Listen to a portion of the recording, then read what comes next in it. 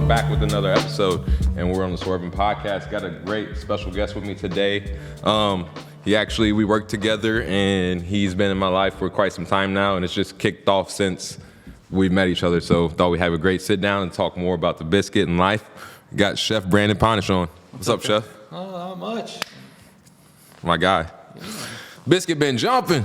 Oh yeah, it's been jumping. It's a blessing, you know. Usually when you work at a restaurant, some people are like, you know, I wish it was slow today, this and that, but it's actually a lot of fun.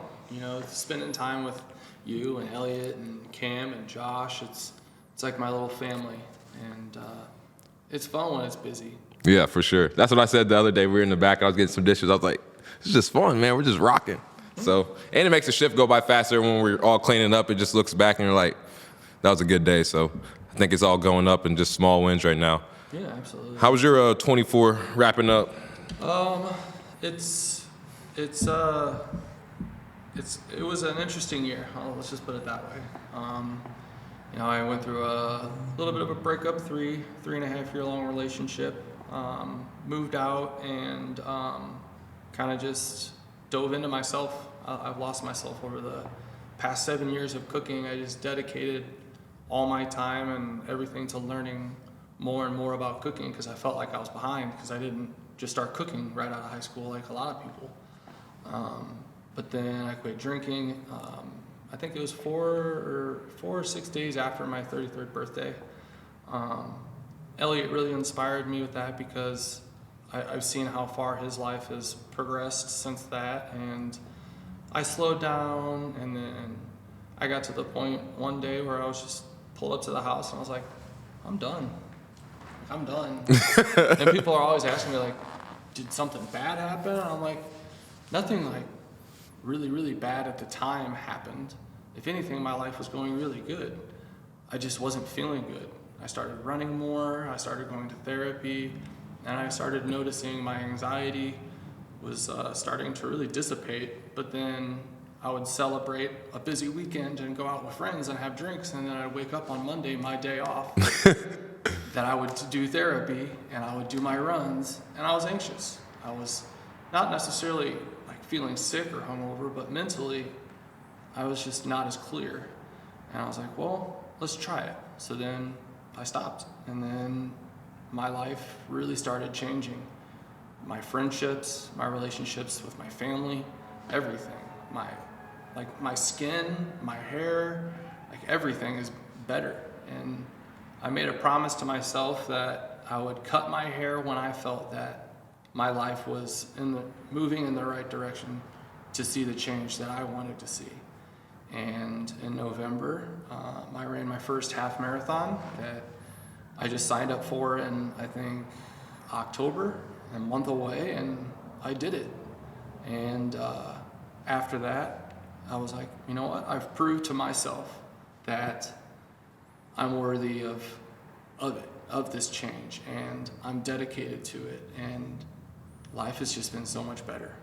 No, it has, and I love being around you because, you know, it's just like, I remember our first shift, like just together at the wedding and stuff, and you know we all got done celebrating, and then you were, you know, doing your thing. I'm like, you know, Chef, you're good, and then you're like, yeah, but we know, like, you know, them times, you know, you aren't doing good. So seeing the journey of now that you're really good, I love it. You know, I just love it. It's just like it's all about evolving in all situations. So, and that's why I'm around guys like you. So it's all about building character. So that's what's up. I love that shit. Most know you're an expert chef, but most didn't know you were an artist. So talk to people about that. I'm my biological mom's side of the family.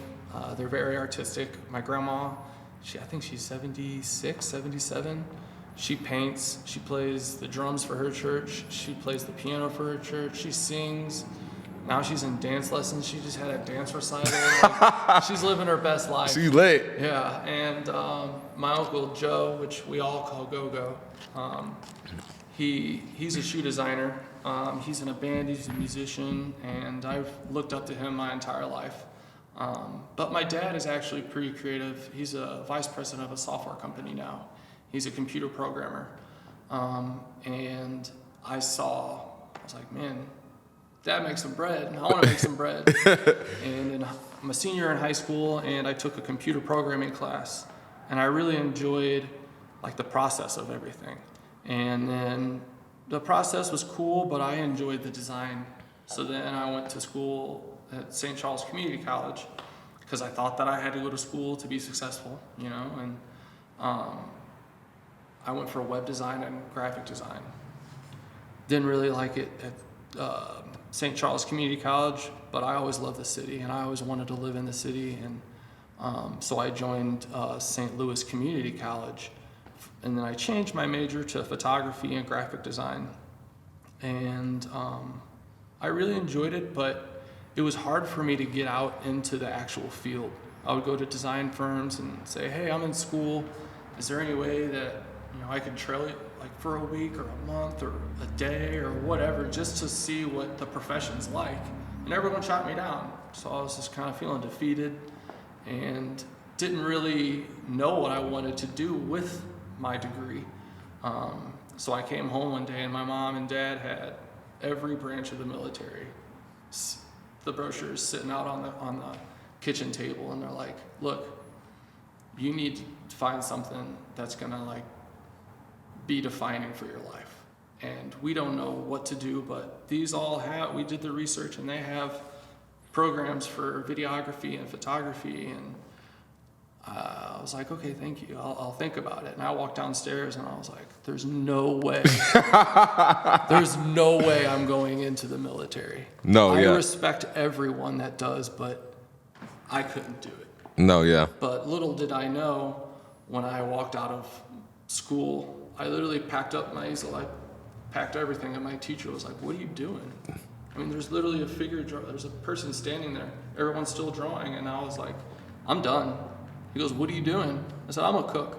And I went home, and my mom, she was like, what are you doing? Like, you're supposed to be in school. I said, I'm done. And she said, then what are you gonna do? I was like, I'm gonna go to culinary school. And she said, really? I said, yeah, one of my friends, I keep seeing him post about his schooling. And, I was working at Sugar Fire at that time, and I was working my way up, and I just really loved the camaraderie and just how fun it was and how hard you work. And when you're done with work, you feel like you worked. Mm-hmm. And that's what I love about the biscuit. Yeah. And then she was just like, all right. So then I applied, and I got accepted.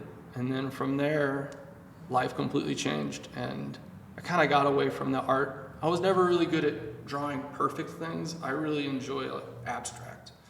What I used to really enjoy doing was collecting different newspapers and finding a topic and then taking that newspaper and then basically taking a piece of wood that you buy from Home Depot, and you can take a torch to it, and then it just completely changes the way it looks. And then I would basically glue different things around that subject onto the piece of paper. Kind of like a vision board, but different, yeah. But then I'd spray paint, and I'd use stencils to do whatever I wanted, or I'd take a canvas and think of the colors that I wanted to work with, turn some tunes on, and I just put paint on there and just kind of just go with it.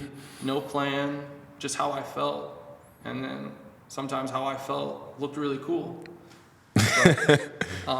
But the photography aspect and videography aspect, I just really enjoy capturing moments that I'm surrounded with. One of my favorite places to work out, like run or ride my bike, is the graffiti wall. I love the I love it.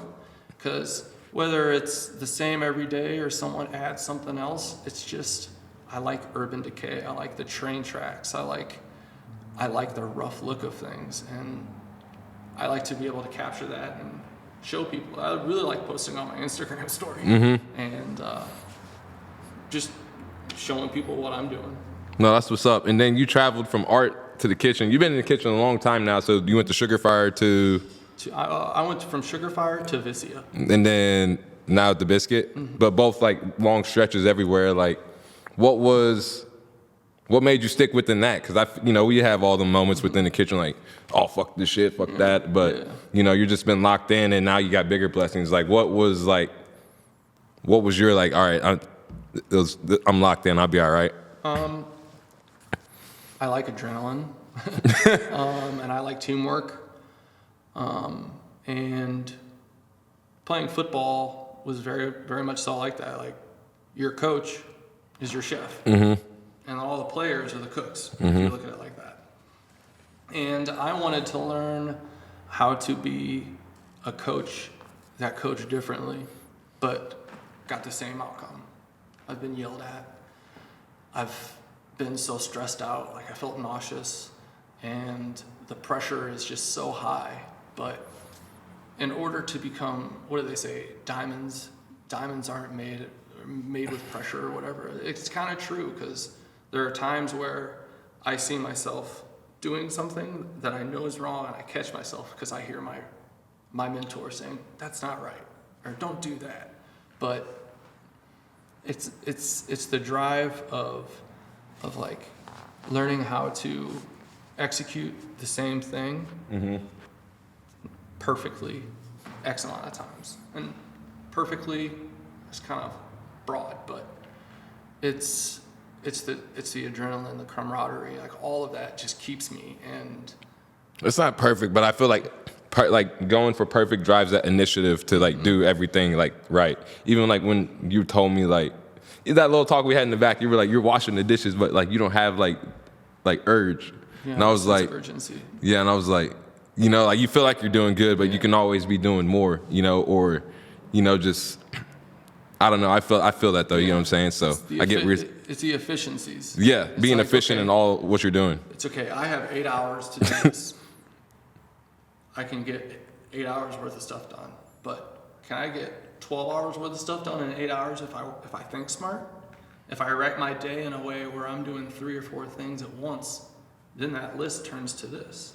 It's fun. It's like this puzzle that you're constantly trying to put together, and the next day the puzzle starts back over. And I just like timing myself, and like it's like running a 40. How are you ever going to get your fastest 40 if you don't practice running fast?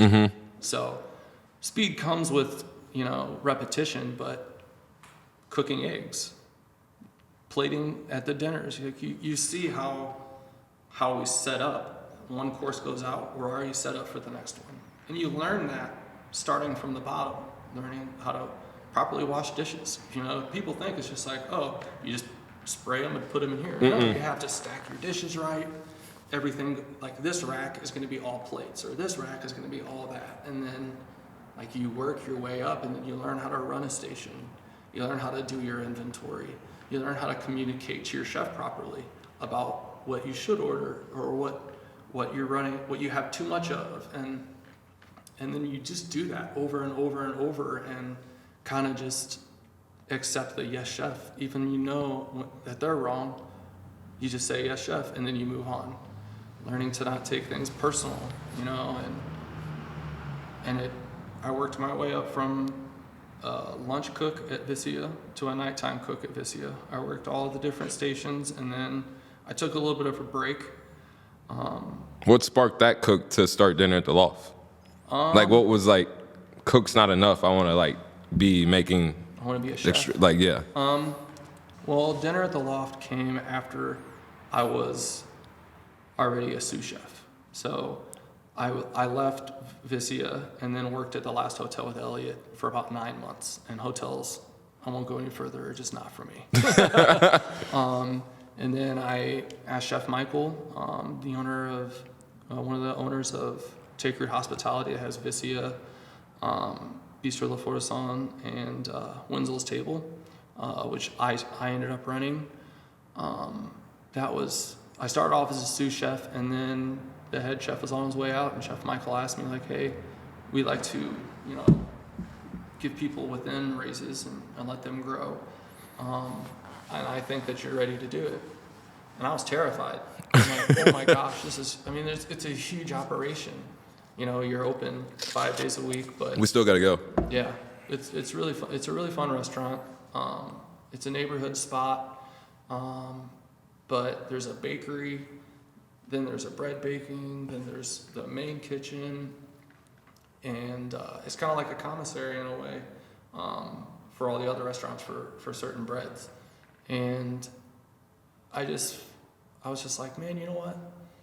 Like, why can't we do this? I've done this I've done this for so long for someone else, with someone else, and like I enjoyed every minute of it. I learned so much from those guys. Those guys are so talented, but you know, everybody works a little bit differently, and I'm just, you know, me and Elliot, we vibe. We just have different vibes in those sense. And one night, Elliot and I, when we were drinking, we were feeling pretty good. We're sitting on the couch, and we're like, dude, what if we just brought people here? And we're like, let's try. He has 8 people at his spot, but let's just do it. So then we did it. But during COVID, I moved to my parents' house for a little bit out in O'Fallon, Missouri, and I was bored one day, and one of the neighbors called me, was like, hey, I'm trying to surprise my wife for her birthday on Friday. Is there any way that you can do this, blah, blah, blah? I'm like, sure. So then I wrote a menu, and I called him. He's like, great. I want you to surprise her. So we're going to come over at this time. And I had my little radio flyer wagon from when I was a baby. And there's a foster home on the corner, and there's just all different types of kids. It was like a scene from a movie. And I'm walking down the street. I have a half-smoked chicken on a sheet tray. I have my plates. I have all my little pints of herbs and purees and pasta.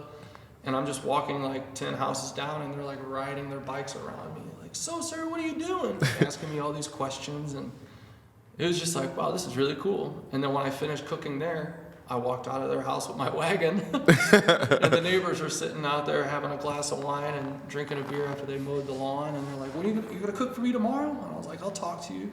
And then I cooked for them, and then I started cooking for their other friends. And then I was like, let's really make something out of this. So then we just, because he was doing the same thing. Mm-hmm. He was cooking for people at his loft, and I was like, let's just combine. And then we met Jordy at the hotel, and then he started doing cocktails, and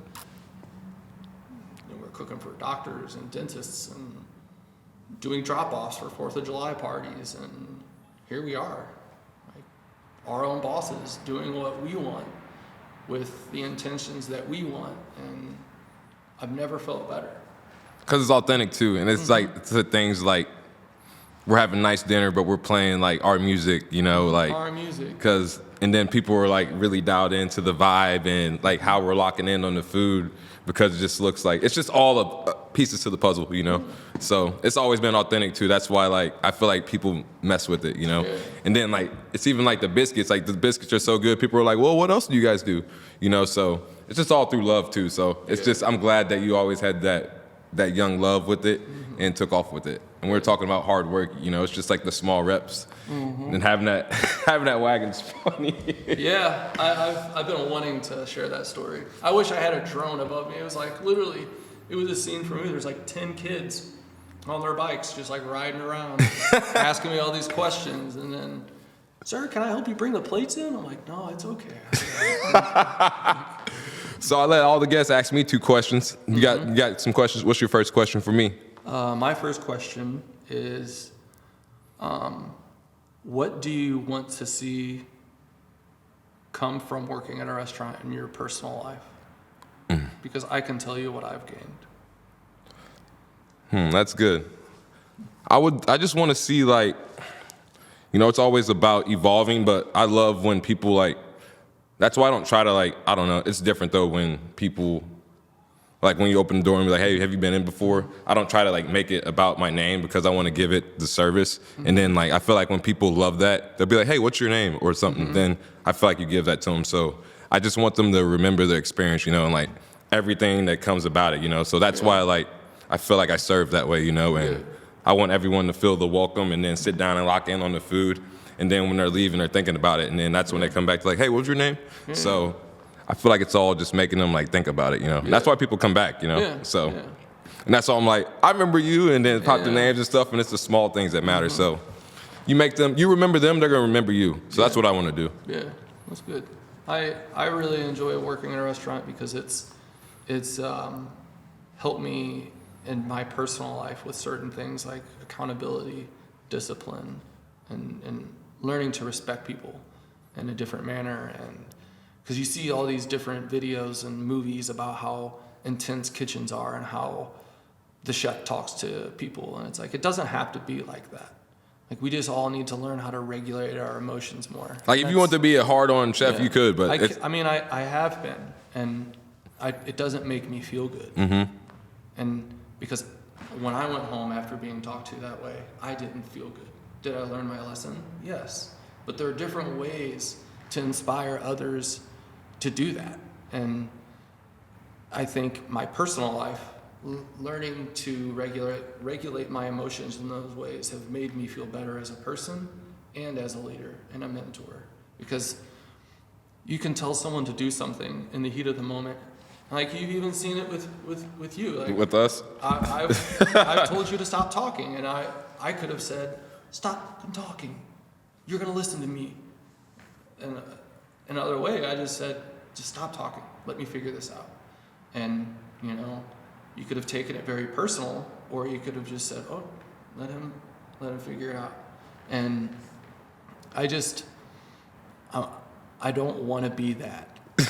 I don't want to be that chef. Even though I feel it. Oh, I feel it at times. But what the conversations I have to have with myself in the heat of the moment is more of like, how are they going to respond? How would I respond? What's the point that's going to get across? Are my emotions or the facts? Because I want the facts to get across, not my emotions. Because you can be mad at me for how I feel, because that's how I feel. But you cannot be mad at me for the facts. right? It's just up to me how to get those facts across. Mm-hmm. And in the heat of the moment, it's not always the best time. I think about that. I have to talk myself off. And then usually people are like, you good, chef? I'm like, yeah, just give me a minute. Like, I'm boiling inside right now. No, I feel that. And I got to get like that with customers too. Like, you know, sometimes like when we fatigue during the day, you give someone maybe not your best effort, and then you go back and think on that later, you know, and people don't deserve that, you know, they deserve the whole experience that everyone gets. Yeah. So it's about like for real checking yourself, and I get what you're saying on that for sure. Yeah. And that's growth too, though, you know. I learned a lot of that from Tara Galena. She's really good at dealing with issues and problems like that on the fly in a very calm manner, and I look up to her in those regards, big time for that. Where's she Vicious? She's co-owner of Take Root. Oh, okay. Chef Michael's wife. Got you. So giving up drinking and being close to you, I've seen different you, just, you know, like you said, in the hair and skin and all that. How does soberness bring like clear thoughts, you know, rather than, you know, just drinking and dwelling on things and maybe not think on something as well, but, you know, what's brought new spark in your life? Like, you're running again, photography? It's allowed me to become friends with myself again. Like I said before, I felt like I was behind since I went to art school, before I went to culinary school. So I would literally cook every day.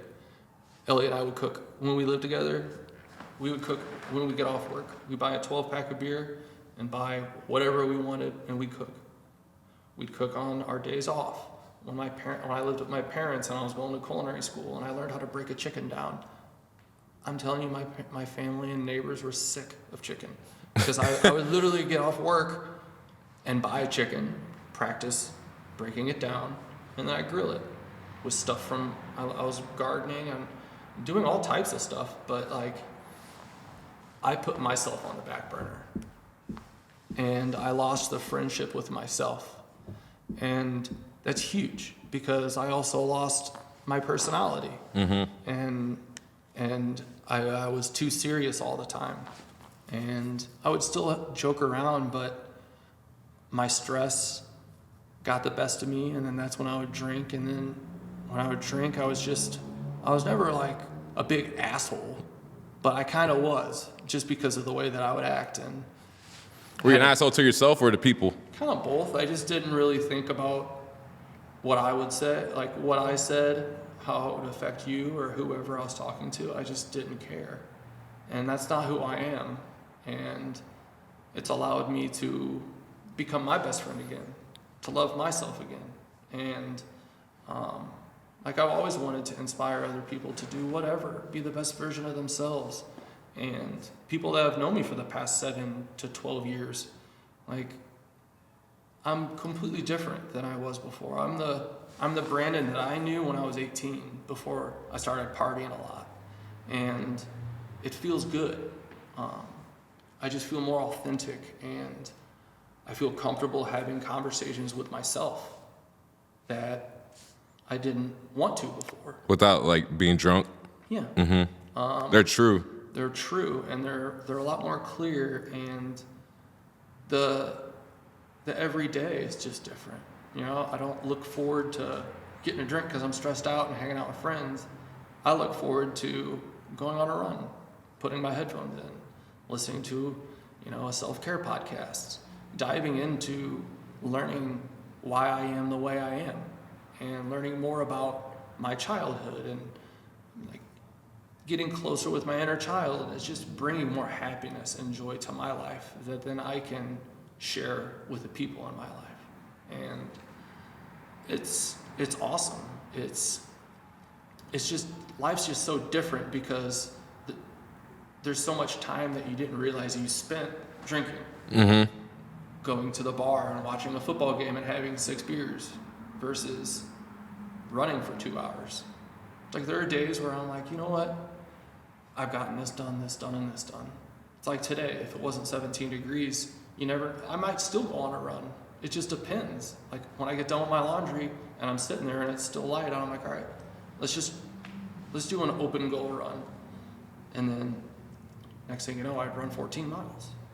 And that whole time I'm thinking about, you know, how last week was, what I want this year to look like, things that I can work on, conversations I've had with people, things that I'm very proud of. You know, I'm happier and I'm more proud of myself than I've ever been. And I think it's necessary for you to sit with those thoughts and feel them and be proud of it. And small wins matter. Small wins matter big time, you know, and not to beat myself up because I unplugged the low boy to do something else, you know, that, and then forget to plug it in. Like, that was huge. And I went on a run and I thought about that. But that's why you got a team too. Yeah. And just know that, like, things we're happen. all human. We make mistakes.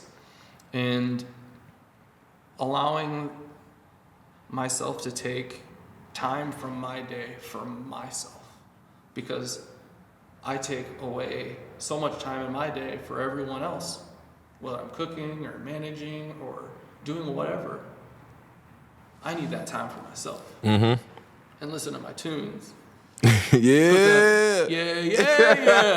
Got that Dolph playing. No, for sure. And I love that because that's how you stick with you. I feel like, because at the end of the day, all you got is you at the end of the day, for sure. And like, I tell my mom that all the time, who struggles with drinking. Like, you know, I was like, you know, even with putting me out the picture, you know, your mom and all that, like, we all gotta want better for ourselves at the end of the day. And it starts with you, with everything. So I love that you're tapped into that for sure. And that's what matters. How do you grow as a chef, like within you? Like, it don't have to be with everyone else, but like, what do? Do you taste new, like growing your palate? Do you taste new things, or just like, were you like, I just want to try that, or you know?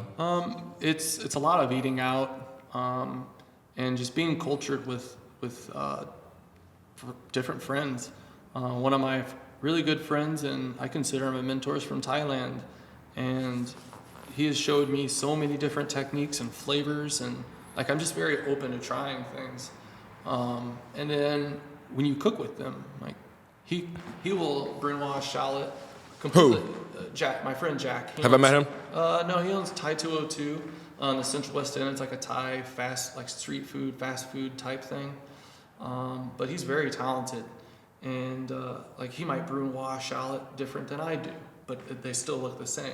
And he might make a sauce ass backwards, but it still tastes the same. It's just because of how he grew up cooking and the things that he was exposed to. But tasting things and questioning, just asking questions, looking into stuff. But yeah, it's pretty much it. Just being inspired, reading cookbooks, traveling to different cities and trying food in their city that's similar to your city. It's like you see it at the biscuit joint. Like, people come in and are like, our Iowa trip was fun too. Yeah, and I'm from here, but this is how we serve a biscuit here. And then you're like, oh, they're like, oh, we actually make biscuits with lard. And we're like, we do butter. And then it's just communicating really with different cultures, and everything's different. For sure. It's just cool how, like, I just love how I'll be back there and like seeing something smelling. It kind of looks like nothing in the process and days of work, and then it just comes to like beauty, you know. Yeah. And it's just so cool like seeing it. And that's why I've like, I don't know. That's why I said like being around Domino's and stuff is a whole different like thing than being in like around chefs, you know. Like, but the crazy thing is if I worked at Domino's, I guarantee I'd learn something from there. Oh yeah, for sure. Like yeah, you do 100%. You learn teamwork and you know being efficient and all that, and but it's just, I feel like something like when you want to serve people, you know, you got to lock into people you can grow with, like your Chef Michael and stuff. So that's why I'm just glad I'm around guys like you and all that. Yeah. So we both dealt with loss, you know, pretty significant losses in our lives. Would you say that like played a big role into you wanting to serve like people in food, and does that like? Yeah, I mean absolutely. But I mean losing a mom on your 8th birthday is a huge thing. And growing up, I went to therapy, but I kind of just dealt with it and just kind of just accepted it and didn't really dive deep into it. And until, you know, I was probably like 17, 18. I remember I asked my friend Corey, I was like, yo, dude, you want to go to Illinois and hang out with my grandma and go to lunch with me? And he's like, why? I was like, I just want... It's hard to understand yourself when someone is explaining someone else without someone there. So I'm like, so I just went with my grandma and we got emos, we got some wings and pizza. And I was like, so just tell me what my mom was like. And she would explain things, and my buddy Corey's like, oh, that's definitely you. That's definitely you. Because it's easy to say you're something, but having someone that is just gone multiple family vacations with you, he's like your brother, you know. It was cool having him there. And then as I continue to grow older, different things would resurface, like different DVD or VHS that my uncle turned to a DVD, and looking back and hearing her voice and just seeing her in action. But hearing stories through my other uncle was really cool. There was one that really stood out. It was the day of my mom's funeral, or her wake. There was a long line of people, and my uncle was letting people in. And he's like, oh, how did you know Larry? I don't believe I've ever met you. And she said, well, it was a rainy night, and I was on Highway 270, and my tire went out, and my cell phone wasn't working. And Lori pulled over, and she asked what she could do to help her. So then my mom helped her get in contact with her husband, ended up coming out and helping her, and come to find out that they would have phone calls from then on until she passed, just seeing how life was. And that is huge. Like, she didn't know her at all, but then ended up having multiple conversations with her, checking in with her, and caring about her. And that's me. Mm-hmm. It's huge. And taking care of people through food and just being a good leader and being there for people, that's me. And I'm living my life through her. For sure. And I feel that for sure. That's why I always ask, like, when I always go back to our first shift together and I saw like the way you were coping, I was like, are you okay? And like, because I truly cared about you. Drinking. Yeah, you were drinking, and I know you weren't. I know you weren't okay, but I always go back to that, and that's why like I just love like that's why I always like let you know that like I love seeing this, because like, you know, dark times are real, and like people don't check in on people and stuff, but I feel like it's just about the light and the people you surround yourself by too, and that's why we love being at the Biscuit, you know, because we spark each other up, and it's just like don't feel like work there, you know, and we get our mind off of the things that we think about in our dark times, you know. Yeah. So, yeah, I feel that for sure. That's big. What was your second question for me? Okay. So if God right now walked in that door and said, Swerve, you can have $1 million tomorrow or $10 million when I think you're ready, which would you choose? I'll take the 10 million. I feel like it'll be right on time. I feel like he would know. I feel like he would know what we're doing, and I feel like he knows what he's doing with it. And I've been trusting that a lot more.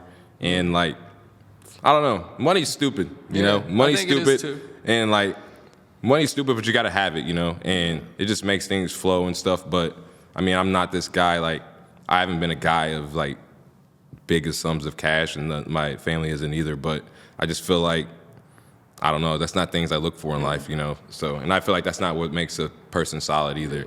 Or it makes the great times, you know. I've had great times with no money. Me too. So I'm 34, almost 34, and I haven't had a lot of money. Yeah, you know what I'm saying? I'm having a great time. Yeah, so I don't think that's nothing that I'm ever like leaping for at all, you know. But it all comes back around too.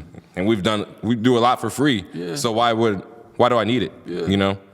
So I feel the same way, because when I thought of that, I was like, it'd be nice to have $1 million tomorrow, but I haven't had $1 million until now, so it's like, why not wait a little bit longer?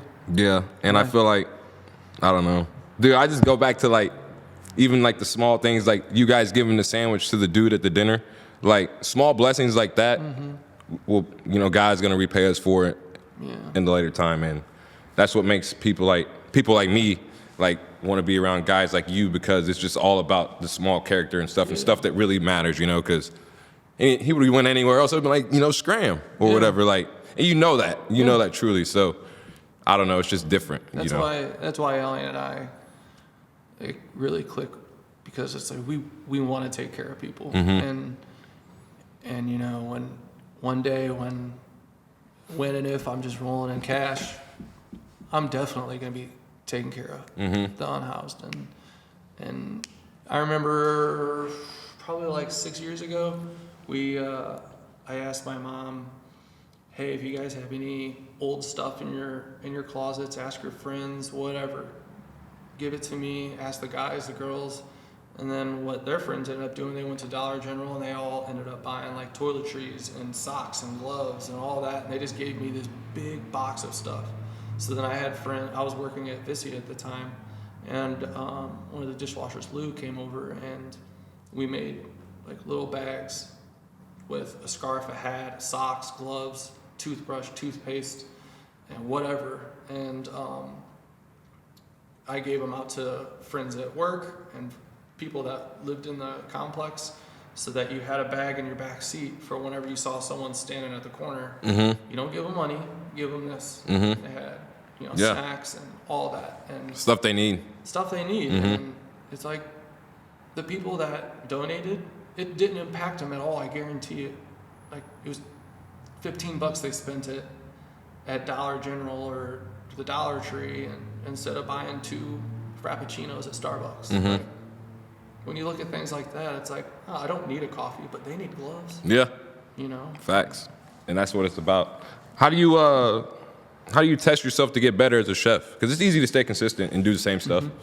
But like, just to do things that you aren't used to doing. It's like, it's hard to really test yourself in that way. It's more so of, I've never cooked this, I want to try this. Especially with me with pastry right now. It's like, I'm teaching myself everything. If anything, like, Elliot knows some stuff, and I'll ask him, and Josh knows some stuff, but like, I don't just open a book and say, okay, I'm doing this dessert, here you go, Elliot, put that on the menu. I'm like, no, I'm gonna make a mousse, I'm gonna learn how to make this, I'm gonna learn how to make this, and then I create that. And I think that's a huge test. Oh, 100%. And it's like, because it's a day's process. It's not just like, it's not like savory cooking. No. I can't just be like, oh, it needs a little bit more salt. It's like, if I forget to add salt and it's in the oven, I gotta remake it. All of it's gone, and that could be hours of work, which is really intimidating. But I feel so accomplished when I'm done, and you hear the people say, "Oh my gosh, this is amazing," and it brings them happiness. Yeah, I love seeing you cook desserts. I'm like, that's new. Like, you've been diving in. Yeah, now we're about to dive into some Swervinn Q&A we got for every guest. It's been fun, Chef. I'm glad you came in. Absolutely. First question. Well, we talked about food all the time. We're going to get some different questions. I got you. Yeah. All right. The first question I had was, where do you find your beauty within cooking? Like, where's like the best part that you enjoy? Ooh. I mean, most people would say the first bite. and the reaction. Your first bite or no people's? Yeah. People's first bite. I think hearing the memories that are brought to surface from eating a dish that either I've created or Elliot's created or whatever. It's just at the hotel, I had someone come up to me one time and they were crying. And I didn't know how to respond. They were just like, "Thank you so much. This just brought back a memory of my uncle who recently just passed away." And like, nostalgia. I caught myself like, "Ooh, I'm about to start crying," because I've had those experiences. But no, I feel that. That moment is it. That's what's up. Mm-hmm. I didn't think about that. What's something you go back and tell your 18-year-old self? Because that was the time you said you were kind of like going into different places, and now you kind of lived a whole different life after that. I would say, cook, move away, and then come back. Move away from St. Louis? Mm-hmm. You didn't do school, did you? I went to culinary school. Yeah, that's how I got the job at Vicia. Got you. But I just didn't have the funds, and I had too many bills at that point. When you're 18, you can up and go and be broke, you know, mm-hmm. and have your cell phone bill. No, you're right. Mm-hmm. How do you find your happiness? And would you say you found it, or you're still like looking? There's still some pieces. I'm on my way. I find happiness every day in the little things. Facts. Know? But overall happiness, I think that's a journey that it's just ongoing, you know? But learning to find happiness in the small things is priceless to me. Oh, for sure. Because you can be happy all day off of one thing. Like having that person come in and be like, "You know what, I've had a real shit week, but I've been here twice this week, and those biscuits, they make me happy." Facts. It's a biscuit. Made with love, though. Yeah. That's what's up. And who would you like to see on Swervinn? Who would I like to see on Swervinn? Ooh. Man, that's hard. I'd like to see Elliot. I'm just kidding. I'd like to see, I don't know, someone that you really look up to, someone that you really wanna see, because I like seeing people happy, and when you're happy, it's great. I feel that. Laughs, man. My God. No, yeah, I feel that too, and that's why I love being around guys like you, because like we were talking about that in the last podcast. She was kind of like, she asked me, what's next for me, and I was like, just kind of just being in the now, you know, because guys like you depend on me and my character and what I bring to work. Like when I come to work, Pitbull, like you know, biscuit ain't jumping. Biscuit ain't jumping. Nothing ain't going right. But I feel like when I come in, like head on wheels, you know, we're all on the same page, and biscuit's jumping, and life's good. So I think like a lot of people count on me, and so I got to count on myself from the day to day and the small wins, you know. Yeah. So I definitely get that, and that's kind of like where I'm at. So I respect that answer. Yeah. I'm gonna search for that, because you guys make me want to go harder, because you believe in me, you know. Yeah. I love you guys. Love you, Chef. This Swervinn Podcast is episode 6 of season 6, and we're out.